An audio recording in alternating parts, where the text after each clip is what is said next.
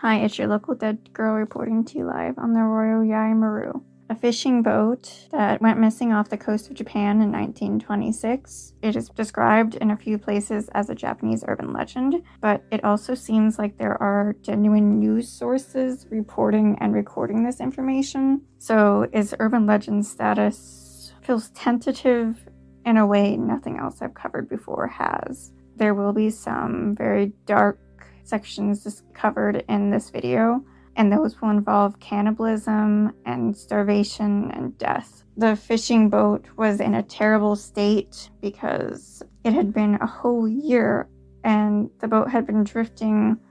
The weirdest part, though, about this fishing boat was that across the deck were these corpses. They were... I don't know if they could even be called corpses because they were apparently mummified skeletal bodies. Notebooks had been found in the captain's room, and all of them say that, but the accounts seem to differ from the notebooks. So I might just be reading them wrong, but there's different accounts across the websites offering different accounts of what occurred on the ship. It could be translation, because this was not exactly covered in depth, at least online, as this happened in the 1920s. So I suppose I will just work with the most full account of the matter from scaryforkids.com. December 5th, 1926. The Ryo Yei Maru set sail from Misaki Port in Kanagawa Prefecture with a crew of 12 people. The owner is Fuji-san Shiro, the captain is Miki Tokizo, and Hosui Junjiro is the chief engineer. The ship has a single mast and weighs 9 tons. December 6th. We were going in search of tuna off the coast of Choshi in Chiba Prefecture. The weather conditions were very bad and the engine was making strange sounds. We docked at Choshi Port to have the engine checked, but no problems were found. We set sail again and landed a large amount of tuna off the coast of Choshi, but we were hit by a storm that made it impossible to navigate. Over the next few days, the boat was washed over 1,000 miles east off the coast of Choshi. December 15th. We saw another ship appear on the horizon. It was named the Kishu. Even though we sent signals and screamed out as it passed, there was no response. Captain Miki decided to allow the boat to drift. There was enough food on board to last 4 months. December 16th, another ship called the Oriental Steamer passed us. We signaled and shouted, but again there was no response. Efforts were made to try to return to Japan somehow, but no matter what we did, we were forced in the opposite direction. The crew began to despair. All we can do is wait until another steamer passes by. The captain has decided to allow the winds to help the boat drift to America. However, he says that for a fishing boat to sail northeast is more difficult than the journey of Christopher Columbus to discover America. December 27th. We fished for tuna. January 27th. We put out buckets to collect rainwater. We were hoping to use it as drinking water, but it rained very little. February 17th. Our food supplies are dangerously low. March 6th. Our stores of food are at the bottom. Only one fish. The grim reaper and terrible hunger comes gradually. March 7th. Chief Engineer Hosui Junjiro has died. He passed away while groaning, "I want to touch the soil of Japan again. I want to see it again. Just a glance." We buried him at sea. March 9th. We managed to catch a single big shark, but Naoi Tsunetsugi had no energy to eat. He died emaciated. We buried him at sea.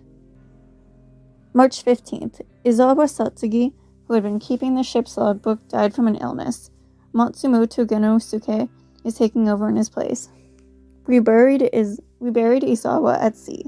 It is only a matter of time until we all perish. We are all pale-faced with long beards, walking and settling around the boat like sad ghosts. March 27th. 2 men, Yokota Yoshinosuke and Terada Hatsuzo, suddenly became delirious, shouting, "Hey, we are in America. I can see a rainbow." It is madness. They began biting and gnawing on planks of wood. The worst pit of hell is finally close. March 29th. Yoshida Fujiyoshi caught a big tuna fish. Mitani Torakichi went to a sudden frenzy. He grabbed an axe and swung it at the head of Yoshida Fujiyoshi. It was horrific, but none of us had the energy to stand up and stop him. We just stared in stunned silence. Those of us who remain have scurvy from lack of vegetables, and there is blood on our teeth. We look like monsters. Oh, Buddha, help us. April 4th. Captain Miki caught a bird that flew low over the deck. He reached up and grabbed it with the speed of a snake. Everyone flocked around him like man-eating ants, tearing off the feathers and devouring it alive. Our mouths were dripping with blood and raw meat. Nothing could be so delicious. This is how men turn into beasts. April 6th. Sujimon Ryoji died spitting and puking up blood. April 14th.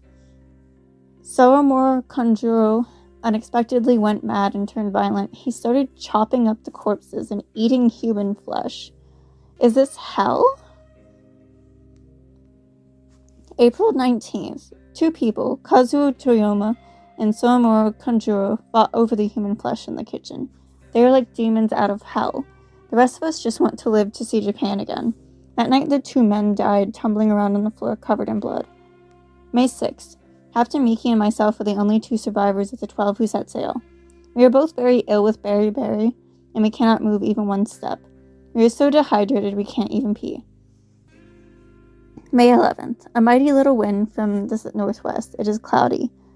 West and south, the boat floats with the wind. No mountains are visible. No land is visible. No other ships. There is only the stench of death and the mushy, rotting flesh and blood of our dead friends.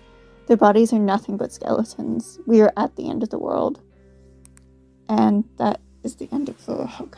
So it is really horrible. But there is a sense of confusion around the whole matter. The crew of the fishing boat didn't meet at another ship, at least according to them, and nobody responded to their signals. But it's strange because apparently a cargo ship called the West Asen, which belonged to Captain Richard Healy of the U.S., they reported on December 23rd, 1926. They actually said, "We found a wooden boat drifting on the waves in the Pacific Ocean about 1,000 kilometers from Seattle. Even though it was closed, there was no reply to our rescue signals. The name of the boat was Ryo Yei Maru. About 10 sailors stood on the deck staring at us, but not one of them replied to our calls." However, that was not in the records I just read. The log does not contain this information. So, had they gone mad by this point?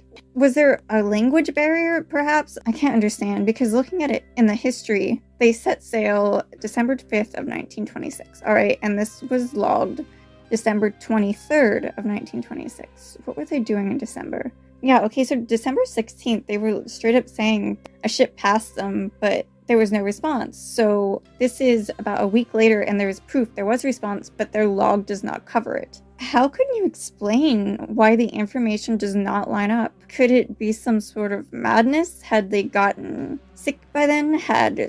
What occurred to them? And the worst part is there is no way to tell. Their bleached bones are resting on the deck, and based on the status of the bones, they definitely ate each other. There were 12 of them originally, and only 2 people had made it to the end. There was actually even one last note that was barely decipherable on a piece of cedar, and it names the officers and crew, and it says, "We the above named 12 persons departed from Misaki, Kanagawa Prefecture on December 5th, 15th year of Taisho, 1926. While at work fishing, a part of the engine was broken. 8 bushels of rice which we had on board have been exhausted. No ships have passed us. All hope is gone, and death only is to be awaited." Written on March 6th. If this boat had passed them on the 23rd, and they didn't log it, but they're saying this as of March 6th, none of this timeline does not line up. Nothing makes sense. The bodies were left in the state of disrepair. There were many corpses just missing limbs, missing pieces of them, incomplete corpses, and the only full corpses were the bodies of 2 of them. And those are the only bodies of the last 2 survivors documented in the log, and those bodies were sent off to be cremated before being sent to Japan for burial. And because of that, the cannibalism was, well, if the log didn't confirm it, it was confirmed simply by the state of the ship and the bodies. it just leaves such a question of what really happened. Who can be trusted? Can this log be trusted?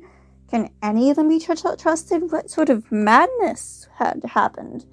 There are definitely accounts of a shared madness that people can come. It's a form of hysteria, a mass hysteria that can take over everyone. And then, obviously, because the mass hysteria spreads and all these people are in the situation like being on the ship stranded with no way of getting help, because they'd been there from the 5th until the 23rd without help. If that was the case, that had given them 2 weeks at least where they had been stranded. They had absolutely no hope of help. They could have fallen into madness by then and become unresponsive, which would explain the timeline and everything would suddenly match. But it's strange.